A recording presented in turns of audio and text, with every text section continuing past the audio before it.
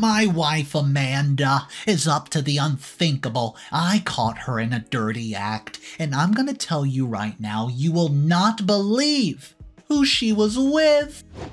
It does not matter how well you put in your best to be a good spouse. Some marriages like mine are doomed for failure right from the get-go. I've had a close friend for some years, and I think since around my 5th grade. His name's Jeremy. We used to be inseparable back in those days, but college put a little bit of distance between us. It was in college that we both made life decisions independent of each other. I turned out well during and after college, and I now believe that if Jeremy and I have not been separated by fate, then I most likely would have been drowning in the pool of regret by now. I don't mean to boast, but I am successful, a software engineer who has a promising career in the tech company where I work. I started getting job offers right from my final years in college. Yeah, I'm that good. Jeremy and I reconnected after college, and while I was writing my success story, his was yet to begin. He had studied business management, but he was without a job. Being a single guy, I could spare some money, so I decided to help him start a string of businesses. He would come to me with his awesome ideas, and in my bid to help out an old-time friend, I would give him a substantial amount of capital to start it up. The money that I gave to Jeremy was not a loan or an investment. I gave it to him and asked him to not bother paying it back. I did that because I did not want him to work with the pressure of debt on his neck. I did this for like 4 times or so, and in all those times the longest each business he had started lasted was like 4 months. Now, for somebody who studied business management, that is a failure. I did not talk him down or whatever. I, however, decided that when next he came for money, I would carefully go through his business plan before giving him any form of financial assistance. Well, I saved up enough money and got myself a house. I was planning my housewarming party when Jeremy advised me to start thinking of settling down. He claimed that unlike him, I had everything at my disposal. A good job, house, money, etc. to start life at an early age. His advice made sense, but I told him I was not just looking for any kind of woman. I had the picture of the kind of quality I wanted my women to possess, and I told Jeremy it was difficult finding such a lady at a time when I had already become successful. Jeremy noted that there were good ladies, and I could see them if only I looked carefully. We did not push the marriage matter further, but when the day of my housewarming party arrived, Jeremy came along with his cousin, Amanda. Amanda was so damn beautiful. Jeremy introduced her to me because he knew that I would pick a keen interest in her, and he was not wrong. Amanda and I had a great conversation that day, and we met up at several other times too. The more I spent time with her, the more I wanted to be with her. It was not long before I asked her out and we officially began dating. It was still not long after that I proposed to her to be my wife, and that was the mistake I've made. I'd felt because, well, she was my friend's cousin and from a religious background, we would make a great couple. We got married 3 months later, and I genuinely did my best to be a great husband. I'd always said, while as a single guy, that the way to get the best out of your wife was to treat her right, and this led me to allow Amanda to have the whole of her desire, which included being a stay-at-home wife. I felt that once she was in a place of, happiness, then she would be adding better value to my life. Well, I was wrong. Some women like Amanda don't have value at all. 2 months after my marriage, Jeremy approached me with another awesome idea of his, which he wanted me to sponsor like other items. What Jeremy did not understand was that this time was different from the rest. I'd helped him out while I was a single man with little responsibility, but now I had a wife and we would soon be having additions to our family. We would need all the money that we could save. I told Jeremy that it was not a good time for me, but he was insistent. He said if I could not give him the money as a friend, then I could loan it to him or become a partner by investing my money in the business. He noted it would take less than 4 months before we started seeing returns on investment. Well, the early returns on investment quickly caught my attention as a red flag, and I began considering investing though. I asked how much he needed, and he noted it was $3 million. Well, that was a lot for me to bring out at the time, but I was willing to borrow it or take out a loan if the business was good, so I asked for his plan. Jeremy said he was still preparing it, but would get it to me ASAP. His reply was another giant red flag. How can somebody with a business degree in management claim to have a promising business booming idea without preparing a plan? How on earth did he know the amount it would take to start it up if he didn't have a plan? I noted that I would wait to see the business plan before going ahead to make any decision, and he promised to bring it soon. Well, he brought it, and it was trash, just like the rest of it. The business plan had a lot of loopholes to ensure it failed, and there was no way I was going to invest my hard-earned money into it, as it was the same thing if I flushed my money down the toilet. I told Jeremy I could not, because I did not see a promising future in the business. He picked a fence and noted he was disappointed in me for abandoning him at a time when he needed me just the most. Jeremy noted he was going to borrow the money from a loan company. I advised him against it, but he would not listen. He stormed out of my house, and my wife had witnessed all that happened, and I noticed her facade. It was dull throughout the rest of the day. Well, I tried finding out what the issue was, but she insisted she was fine.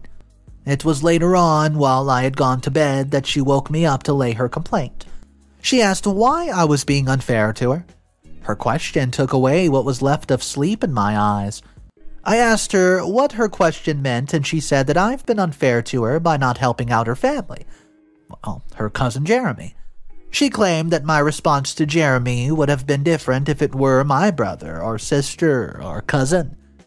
Amanda was there when the whole thing played out, so I did not expect her to make such accusations. I told her about my past experiences helping out Jeremy, and how none of them ever yielded something positive. I told her that I was not biased in my decision, as even my mother cannot make me take such a foolish business idea. I, however, told Amanda to tell Jeremy that if he could come up with something solid, something good, then I would go all the way to support him. Jeremy did not come back with an improved plan, however. He rather went ahead to secure a loan to start up his own business. I was at work one day when my wife called. She asked me to rush home, and the panic in her voice did not make me bother asking why. I simply told my boss there's an emergency at my house that needed my presence now, and I was granted rest for the day off. I get to the house, and I was relieved to see my wife not injured and our house not burnt. Well, I asked what the issue was, and you won't believe it. She said I needed to help Jeremy, who was a big mess. I suspected it had to do with the business, but I let my wife confirm it before commenting. Amanda noted that Jeremy had gone to secure a loan from some shark, and he had used his house as collateral.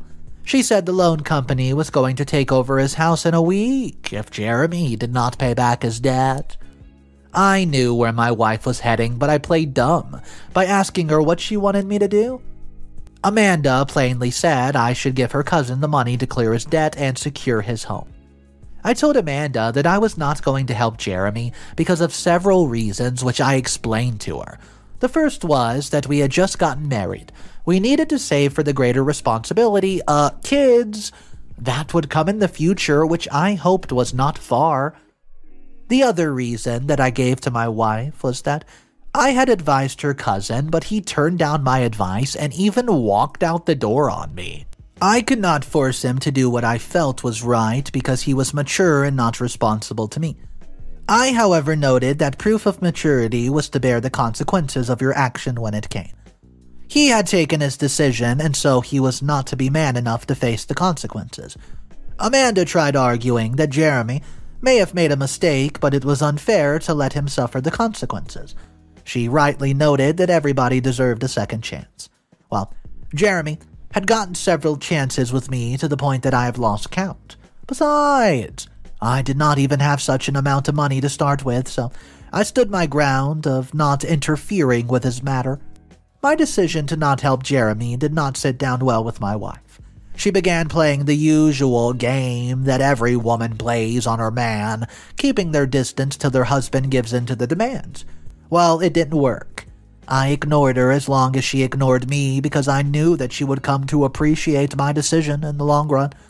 Jeremy had gotten where he was by making bad decisions, and I would not do the same by helping him out, enabling him. Amanda met me some days later, after her cousin must have lost his house, to let me know of her desire to get a divorce. She said she could not live with the rest of her life with a man who was willing to let her family suffer. Humiliation is what she claimed, when he had it in the power to save them from the shame. The talk of divorce jolted me out of my stubbornness. I knew it's because of my unwillingness to help out her cousin. Getting divorced was going to look bad on me, because our marriage was barely 6 months of age. What would my family and the religious circle where we both belonged to say? In other salvaging of the situation, I told my wife that I would save up to buy her cousin a house, since he must have been auctioned off by the loan firm. I, however, noted that it would take me nothing less than 6 months to do it. My promise pleased Amanda, but she still had some other demands up her sleeve. She noted that Jeremy, who was living with his friends, was planning on renting an apartment, but we could show concern for him by asking him to come live with us till I fulfilled my promise. I was not okay with Amanda's idea, but my goal at the time was to save my marriage, so I accepted. Jeremy moved in with my wife and I. I could see from the first few days that he was the reason why he was not successful at his age. I had promised to rally around for some months, to raise money to get him a house, but I did not expect that he would sit back and fold his hand while letting me do all the job. Jeremy did not want to help the house chores or find a job for himself at all. He was just carrying himself about, some form of entitlement mentality, like he was the man of the house and Amanda was his wife. I went out of my way to get him a job, but he immediately turned it down the moment I mentioned it. He said he did not want to work yet till his housing issue was resolved. I knew his statement was coming from his depths of laziness. He wanted to be a stay-at-home friend who was fed and catered to. I didn't blame him. I blamed my wife Amanda for putting us in such a situation. The worst part of it was that Amanda supported him right there and said I was being insensitive by trying to push him out of the street to go to work and without letting him go heal from the loss of his home. That was just plain stupid. The loss of his house was supposed to be a motivation for him to work even harder. I did not argue with my wife in front of Jeremy. I waited till we retired to the bedroom, and that's when I attempted to speak with her about it. I tried making her see that Jeremy was a grown man, and since he was her family, she was supposed to be pushing him to leave his comfort zone, not pamper him into laziness and poverty. Amanda disrespectfully dismissed me by saying she was too tired to be engaged in a meaningless conversation. She turned to her side of the bed and began to snore within a minute. I was nothing close to happy, and sleep was far from me. I stayed up all night pondering about things. I was not happy with my wife, but I knew that any little thing could end my marriage, which was less than a year old. I was lost in thoughts when the vibration from her phone brought me back. The noise was a notification from WhatsApp, which was an indication that she's been messaging somebody. I'd never gone through her phone because we had an agreement while dating to never cross certain boundaries, even as married folk. But curiosity had the best of me that midnight. Who could be texting a married woman that night, right? I picked up her phone and discovered that the messages were from Jeremy. That's right. Why would Jeremy be texting my wife at this time of night? And why was he thanking my wife for standing up for him? The painful part was that he promised to make it up to my wife that moment I left for work the next day. I began going through their chats, and my head almost exploded. I saw dirty talks about their sexcapades. But that was not the worst part. They had shared naked pictures of themselves and had videos where they had, coitus. Their chats consisted of them making references to a video and reliving the moment, How could I not have seen what was right in front of me? All the actions of my wife in putting her cousin before her husband and the entitlement of her cousin were because they were lovers. I had to pull myself back. I immediately sent the video, images, and a screenshot of the chats to my phone before going to bed like nothing occurred. What I'm telling you happened last night. Amanda woke me up for work this morning. She had prepared my bath and packed my lunch, and her reason for being so sweet was that she was oh so sorry about the way she's been responding to me yesterday when I tried to talk to her. I acted like I was falling for the lie, even though I knew she was trying to get me out of the house quicker than usual because Jeremy had promised her a thank you treat. I left without my car to work as I feigned it had broken down. I planned to hang around for like 10 minutes before going into my house, and I made sure I took my spare key. I went back home about 10 minutes was up, and I did not need to use my spare key. They had gotten careless, and they felt I was at work, and they just got straight to business. Even the door to my room was left open. Well, I stood for 5 minutes gathering the courage to face the reality of my life. When I entered the room, I watched the woman I called my wife having some fun right there with her cousin. This was far from the Amanda I thought I knew. The lady I thought I knew was reserved in bed, but in this situation, she was in charge. Jeremy was the first person to notice my presence, and he quickly separated from my wife. He ran out of the house like a rat. Amanda was shocked when she saw me, but she immediately put on a I don't care attitude. Rather than apologize, she promised to divorce me and take half of my property, including the house, if I said a word about it to anybody. She claimed nobody would believe whatever I was going to say, as it would be my word against hers. I stood there, looking at the lady I felt was going to be my ideal wife. The tears that rolled down from my eyes did not touch her in any way. I did not tell her about the video or the images. I just walked out of the house, and I'm currently staying in a hotel to clear my head and decide on what I'm going to do. It's been 3 days in the hotel now, and I've not been to work. I called in sick and obtained a 2-week leave. I'll be going back to my house tomorrow as I've decided on what to do. Update number 1. Hey guys. Things are soon going to get really, really messy. Well, I left the hotel yesterday, right? But I asked my in-laws to rush down to my house as it was a matter of an emergency. I arrived at my home before they came, and Amanda did not look me in any direction, not at all. It did not matter because any provocation from her could make me do something that I might regret. Amanda's parents arrived at the house 30 minutes later, and she knew I was going to expose her. She did not seem disturbed, and it was clear she had prepared for the worst-case scenario already. She welcomed her parents like everything was great. I sat down and told my in-laws that their daughter had been unfaithful to me. They looked at her to confirm if this was true, and Amanda reacted by looking shocked. I went on to tell them that her lover was no other than her very own cousin, Jeremy. Everybody, including Amanda, exclaimed. Amanda fell to the ground and began rolling from side to side in tears. The acting was so good because her parents seemed to be falling for it. They asked me if I understood the gravity of my accusation, and I noted that I had caught them in the act. Amanda yelled at this point and resumed her theatrics. Her parents asked if I had any proof besides the claim of having caught my wife in the act of adultery. I replied that Jeremy's belongings were still in the house because he ran out when I caught him. I did not want to bring up the video and pictures of evidence just yet. If Amanda was going to invalidate my other proof, I wanted to make sure the video and picture came after she must have exhausted her energy in acting a lie.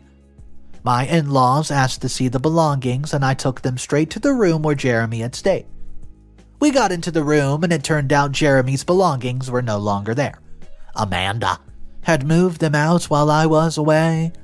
I looked like a liar as Amanda continued her act, but I insisted to my in-laws that I was the victim here, and not the other way around. My in-laws, however, decided the matter was too serious to deal with it in the absence of Jeremy. It was decided that we would meet at their extended family's home tomorrow to deal with the matter. Jeremy is currently staying there, so there's no way to evade the matter. After my in-laws left, Amanda ended her show and promised to make me suffer for trying to get her humiliated. I'm staying in the guest room in my own house while Amanda's occupying the master bedroom. I'm sure that she's hatching a lie that she'll tell. Update number 2. We had the meeting at my in-laws' family house, and I would be getting a divorce from Amanda. Amanda and I showed up at the family house separately. I got there first, and Jeremy actually attacked me. He created a massive scene where he called me a liar who was trying to spoil his image. I knew Amanda had probably told him to act like the victim because this was the same guy who ran away in fear when I caught him having coitus with my wife. My in-laws managed to hold down Jeremy while we waited for my wife to show her face. Amanda came 30 minutes later with bruises and bandages all over her body, and everybody was shocked. She claimed that she had come late because she was getting medical attention from the bruises that I inflicted upon her. Her statement threw me off balance.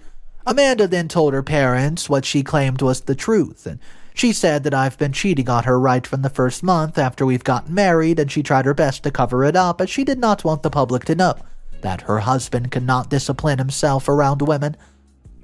Amanda claimed that she had spoken to me about it on several occasions, and I always used the threat of divorce to shut her up. She went on to say that the reason she was yet to conceive was because I barely had time for her. She accused me of seeking a means to end the marriage so I could freely live my life of debauchery without being questioned by anybody, and that was why I was accusing her of the heinous act of sleeping with Jeremy. She wrapped up her quote truth by saying that I've beaten her up yesterday, and after her parents left because she tried making peace with me. This was the height of the lie. I just wanted to provide photo and video evidence right there to back my claim, but I reasoned that Amanda might find a way to invalidate them when I headed to court, so I just kept calm. Her in-laws were hooked onto her lie, and there was no point trying at the time to convince them. They would know the truth was when I headed to the court with their daughter. I stood up unannounced to them that I had decided to divorce their daughter, and my decision was absolutely irreversible. I asked Amanda to not come close to my house until the divorce proceedings were done, and she had to pick up her things. Amanda was so sure the house would be hers that she replied I would be the one moving out ASAP. Update number 3. Guys, my in-laws have been trying to stop me ever since I told them about my desire to divorce their daughter. I was summoned by my pastor on a weekend, and I felt he suspected something was wrong within the family, as neither my wife nor I had been present in church for some time. I got to his office, and Amanda and her parents were already there. From the look on my pastor's face, I knew it would not just be an ordinary counseling session, but a tribunal to judge me for not behaving right by my wife. I greeted the pastor and my in-laws, but I paid no attention to my wife Amanda. After I was seated, my pastor started his speech by saying the family was the smallest unit of society, and the survival of the society depended on the survival of the family. He said the reason the devil had torn the society apart was because it targeted the family. I knew where the whole spiel was going. My pastor finally landed by saying I was letting the devil come into my family to tear apart my home through my attitude. He begins recounting the slanderous allegations that were levied against me by Amanda, and points to the fact that I did not speak to her as I came into his office to be proof I was being manipulated by the devil himself. My pastor asked that I prayerfully make up my wife and recommit myself to being the kind of a husband I ought to be. I told my pastor that I was not letting the devil into my marriage, but rather I had gotten married to the devil herself. My pastor rebuked me right there, calling Amanda a devil, but I refused to take back my word. I told the pastor that if it were before I discovered her infidelity, I'd be willing to put up with her insubordination just to save my marriage, knowing what I did, I could never make up with her. My pastor was shocked at my response. I did not bother recounting the whole story to him, as I knew they had fed him lies. He told me that there I would be suspended from the church if I went ahead with the divorce, whom I've subjected to mistreatment of my wife. I accepted his terms and asked him to take my leave. My divorce would be in 2 weeks' time, and I would try my best to see my pastor in present. Update number 4.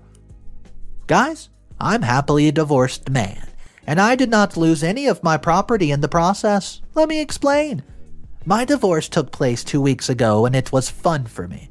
I went back to my pastor and apologized to him if he felt offended by my reaction when my in-laws were present at the office. I, however, appealed to him to be present for my divorce proceedings so he would better understand the truth behind the whole matter. My pastor reluctantly agreed to show. The day of the divorce hearing came, and Amanda, Jeremy, and her family members were there. I knew that Amanda would want to put up a show, as she had always done, but I had something in my arsenal that would hit her as a surprise. I was divorcing Amanda for infidelity and blackmail, while she equally had a lawsuit prepared against me for battery.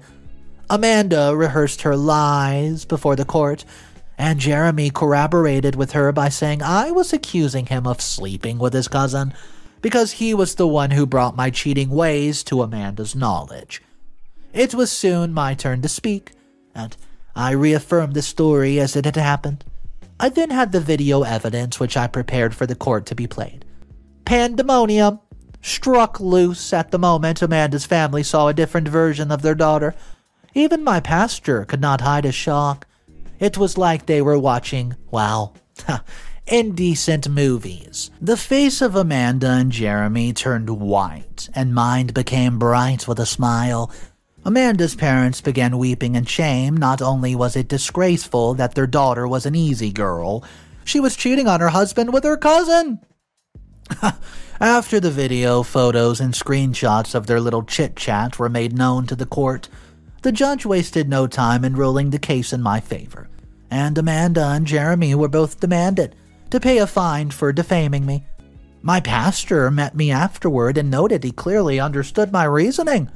He said that a man who, well, has a woman like Amanda as his wife was digging himself his grave at a fast pace. He immediately revoked my suspension from the church. Amanda's parents approached me afterward and pleaded with me to not let the video and photo evidence out. They said that they would make sure I never heard or saw Amanda or Jeremy ever again, and I did not need their promise of that. I could just easily obtain a restraining order against them. I walked out on them, went to the religious assembly they attended, and dropped the bombshell.